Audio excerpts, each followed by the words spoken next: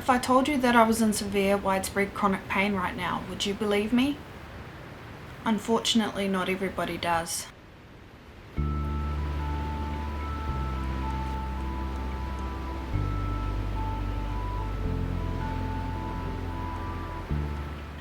I've been suffering from multiple different forms of chronic pain since I was an infant, and I was about 3 years old when I was accused of faking pain for the first time. My health issues began as soon as I was born. Even once I was released from hospital, I suffered from constant stomach pain due to infantile gastroesophageal reflux disease. As I grew, I continued to suffer from the stomach pain, but it also became clear to my parents that something else was wrong. Amy was quite slow to start walking. She could be clumsy on her feet and fall over a lot. And also I couldn't sit her up on my shoulders like you normally can with a toddler because her body would flop, so she had difficulty sitting upright.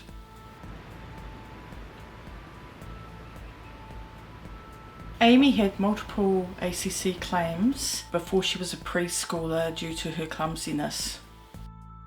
It was after one of these injuries when I was about 3 years old when I was accused of faking my pain for the first time. Amy hurt herself at preschool when she was about 3 years old. We took her to a South Auckland doctor's where the doctor assessed her wrist and then said it shouldn't hurt as much as Amy was claiming it was. This doctor then went on to imply that my mother and I were lying about how much pain I was in. As I grew, my pain slowly became much more frequent, and it always seemed that I was nursing pain from a recent injury. I was 7 years old when I was next accused of faking my chronic pain.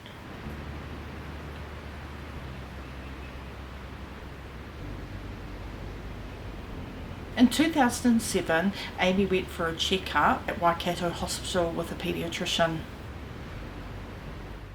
During the appointment, Amy told the paediatrician about the pain she was experiencing. The paediatrician said that Amy wasn't actually in pain at all and that she was just jealous of her unborn brother, Nathan. This upset Amy quite a lot. She made it back to the car before she started crying because the specialist just did not believe her. I was never jealous of Nathan. Even before he was born, I loved him so much, and I was so excited to meet him.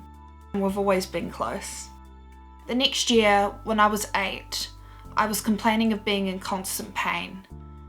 Once again, we were told that I was only complaining because I was jealous of my baby brother. It seemed that because no cause could be found for my chronic pain, that they decided to pass it off as behavioural.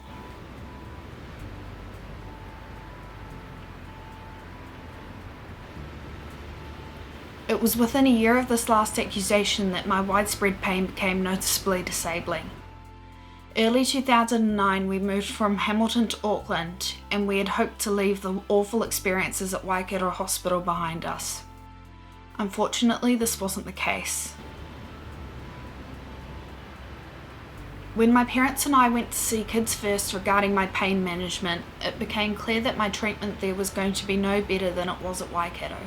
During these appointments, doctors told my parents that I wasn't in pain at all and that my mother was forcing these symptoms into my head. This was when a part of me started to break, and the fissures only deepened as both how I was being treated and my pain continued to worsen.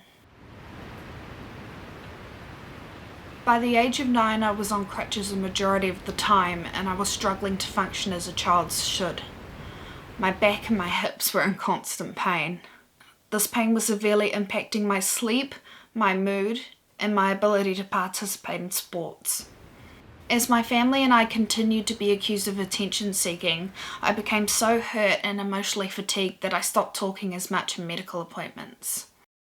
My trust in medical professionals was dwindling, and I no longer felt safe around the people who were supposed to be helping me. By the time I was 11, the pain had spread to encompass my entire body. I was in constant agony and I was exhausted. I was also missing days off school despite the fact that I loved to learn. The same pattern continued over the next few years until things got a lot worse in 2013. This was the year I got referred to for a NACI, a mental health care service. They assessed me for mental health issues multiple times. Each time it was found that I was mentally well beyond the frustration of living with such severe pain at such a young age.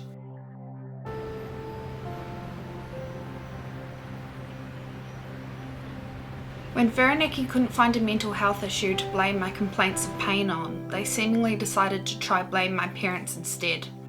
The professionals involved overstepped their professional boundaries and started making horrible accusations against my mother. They claimed in medical notes that my mum was wrong to be seeking treatment for her children, and the professionals claimed that they were trying to manage her attention-seeking behaviour despite me being their patient, not my mum.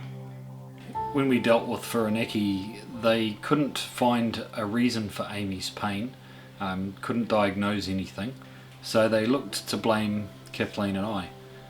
They blamed Kathleen, said that she was attention-seeking by taking Amy to the doctors when Amy was in pain, when all Kathleen was trying to do was get the problem sorted so that Amy could live a normal life without the pain, or at least with the pain being better managed. But Whirinaki didn't see it that way. They saw Kathleen as having Munchausen's and that she was attention seeking through the medical system. Our dealings with Whirinaki included allegations of me drinking alcohol, even though I rarely drink alcohol, and using drugs. I was also accused of belting Amy on a regular basis. At the age of 13, I was old enough to understand that the stress my parents were going through was because of me.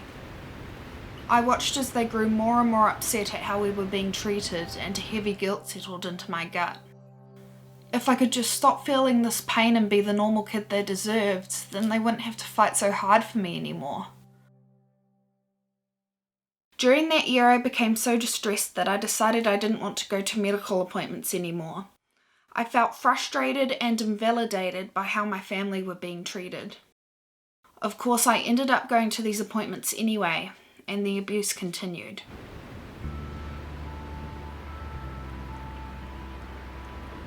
My parents made multiple complaints against Whirinaki, and Whirinaki eventually acknowledged that I was mentally well. Since they predominantly treat mental health issues, they didn't have any reason to be involved in my healthcare anymore. It was a huge relief, but the stress and emotional turmoil my family went through that year took a while to heal.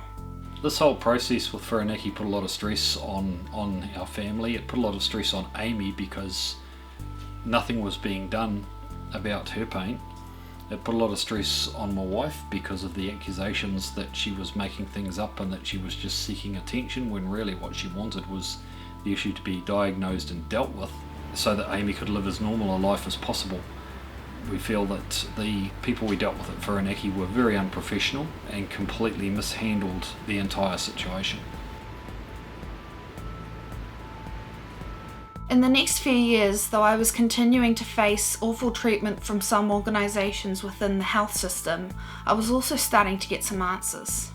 Many names have been given to this condition that I experience, but none of them give me any conclusion as to why I live with constant pain. A specialist informed me that experiencing such intense stomach pain in the early years of my life likely primed my nervous system to develop widespread chronic pain as I grew older. That's the closest thing I have to an answer. In the months leading up to my 16th birthday, my parents fought for me to be transferred to the adult system once I reached that minimum age. This is where things changed for the better, and I will forever be grateful to my parents for taking a stand. I still had to deal with disbelief from both within and outside of the health system, but it was no longer coming from the people in charge of my primary medical care. I was placed in the care of the adult chronic pain team, and I've been relatively happy with my care there. While I was working with them to better manage my chronic pain, my physio and I decided that I would start to use a walking cane instead of crutches. The walking cane made a huge difference to my quality of life. However, when I walked into the school's nurse's office my first day using the walking cane at school, the nurse looked me up and down, scoffed, and asked if the cane was really necessary. I don't think I'll ever escape this disbelieving attitude as a person with an invisible disability. I wish I could say these experiences are in the past and that they have no impact on my present or my future, but unfortunately that wouldn't be true. To this day, I still have trouble seeking healthcare when I develop a new symptom or medical issue. A part of me worries that I won't be believed, or worse, that I'll be blamed. Intellectually, I know that the only person this harms is myself, but it's hard to overcome years of being called a liar.